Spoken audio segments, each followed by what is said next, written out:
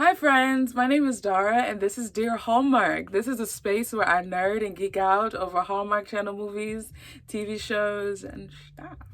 So we are going to be talking about the concluding movie for Fall Harvest. I couldn't even say what a straight face. Butlers in Love. When I tell you, I was like, this was Fall Harvest on back order. This is what we're now receiving.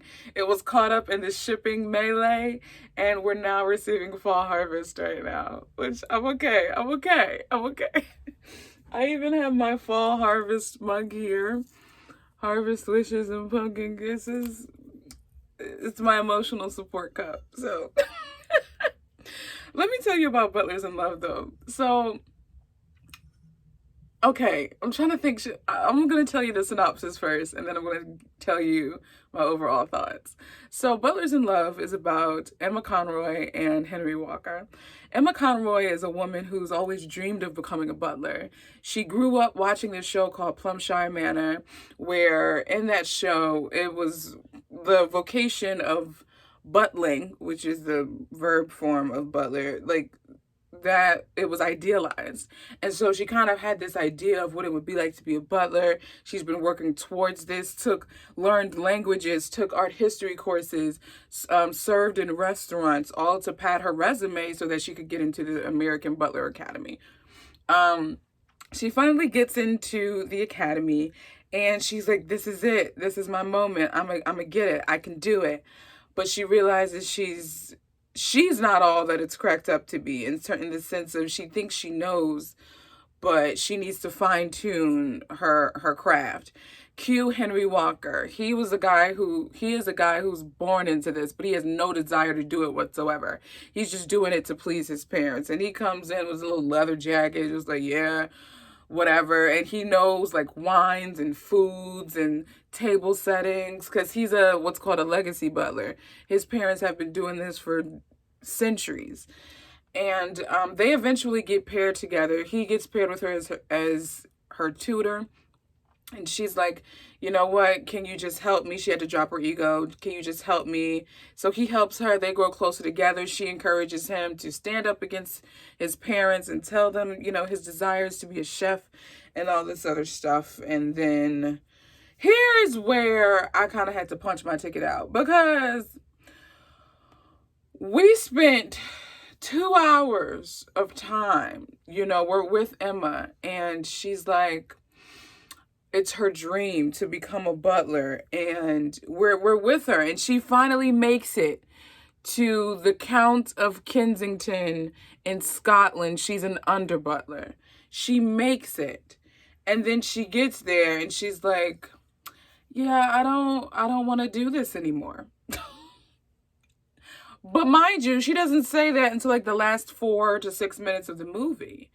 And I'm like, sis, so you had me root for you. I was at your graduation ceremony. I went with you to Maryland to the Butler Academy. I was with you in the restaurant when you were shooting in a gym. You know what I mean?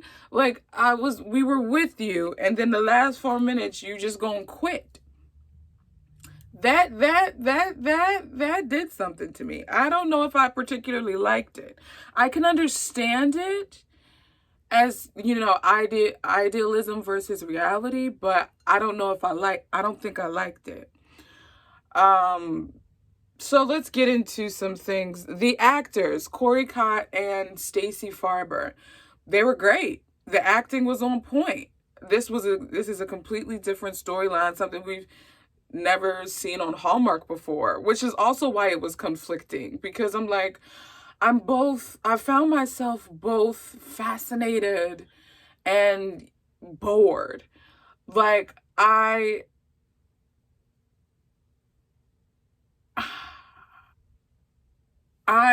don't know. It was good, but yet I don't see myself watching it again. There was chemistry between the two leads. I loved Maxwell Caulfield as like the butler instructor. There was nothing wrong with the performance. The story to me felt cohesive, save for the end. This was, I just don't know what to do with it. In all honesty, I don't know what to do with this movie. Um, Little things, her mother, when we're progressed later into the story, 14 years, looks the same. She looks like her sister. Can I get whatever water she's drinking? Um, and then this is one that made me chuckle. There was this the graduation ceremony. What's his name? Henry's mom is eating a crab cake. And Emma's like, taste the crab cake. Henry made it. And so when I tell you that crunch was like a chip, it was like a cookie. I said, ain't no crab cake of mine gonna have a crunch like that, because that means it's been on the grill too long, or it's been in the pan too long. I thought that was funny. She took a bite and you just hear, I'm like, a crab cake ain't supposed to crunch like a tortilla chip. You know what I mean? There's just the utmost amount of confusion resides in my heart right now, and I don't know where to place it.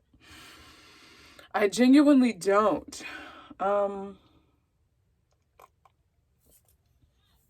Honestly, this is a movie I would just say you have to watch and determine yourself. The optics, in terms of like the aesthetics of the Butler Academy, were gorgeous. We got a lot of autumnal feels through the trees, which is why I made the joke about this being a fall harvest movie. We got autumnal with this. We got autumn with Don't Forget I Love You. We got autumn in the wedding veil, because that's when they got married. We got autumn with a maple syrup farm. I promise you, this is where they hid fall harvest. It was like, it finally got here. It finally got here. What did you guys think of? Oh, this is something I want to talk about. I do think that because of how this movie is, I think the title cheapens the movie. Personally, just calling it Butlers in Love, it's very store brand, and I think a better title for the movie would do the movie justice. Because just calling it Butlers in Love lessens what this movie actually is. Now, I went into this movie blind. I avoided all of the trailers. And so that's kind of the perspective that I'm coming from, having no idea what I was going to get. I was like, oh, Corey Cott is charming. Stacy was endearing. And was I the only one that didn't realize Jared had gray hair until he left the Butler Academy? Am I tripping? I did not realize he had gray hair until he came down. They were like, Jared. And I said, where did this head full of hair come from? Where did this silver crown come from? I didn't see it before. Well, y'all, I really don't have much. Again, I don't have much to say. Did you watch this movie? What did you think? If you haven't watched it yet, are you going to watch it based on what I said? Which isn't much, because I don't have much to work with. Like, I truly think this is such a unique movie. Your eyes should be on it for you to determine within your soul what you want to do with that. And now we're moving into Love-uary. Love-uary, a preview for that is going to be on Instagram. So be sure to follow Dear Hallmark on Instagram. And I'm also going to be doing a New Year, New Movies ranking to let you know where each movie fared in my heart and in my soul. You can check out the podcast for that. There's a link in the description for you to subscribe to that. That's it. That's all, folks. I'm not going to belabor. And oh wait, crown rating. Wow.